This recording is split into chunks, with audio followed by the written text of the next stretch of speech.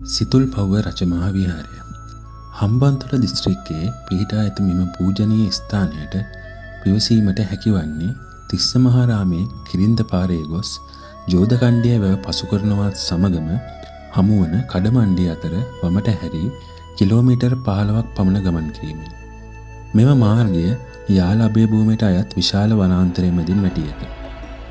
කාවන්තිස්ස රජතුමා විසින් ඉදිකරන ලද මෙම සිද්ධස්ථානය අතීතයේ චිත්තල පබ්බත විහාරයෙන් ලෙස හැඳින්වේ. මේ ස්වභාවික පිහිටිලෙන් රාශියක් සොයාගෙන ඇත. මේවායේ භික්ෂූන් වහන්සේලා වැඩ සිටි අතර සම්හෝව විනෝදනී ග්‍රන්ථයේ සඳහන් වන්නේ මෙම ලෙන්වල භික්ෂූන් වහන්සේලා 24,000ක් වැඩ සිටි බව.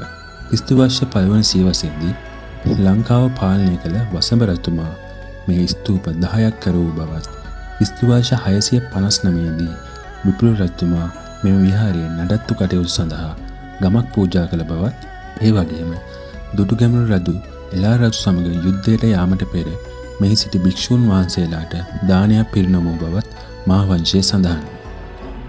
මෙහි ඇති ගල් ගුහාවන්, පැරණි ස්තූප, චිත්‍ර හා සෙල්ලිපි අපේ ඉතිහාසයේ ගැඹුරු අතීතය ගැන කතා කරන සජීවී සාක්ෂි වගේ. ආගමික වැදගත්කමත් ස්වභාවික සුන්දරත්වයත් එකට මුසු වූ මෙම ස්ථානය ශ්‍රී ලංකාවේ සැඟවුණු අතිශය වටිනා උරුමයක් කියලා කිව්වොත් අතිශෝක්තියක් වෙන්නේ නැහැ.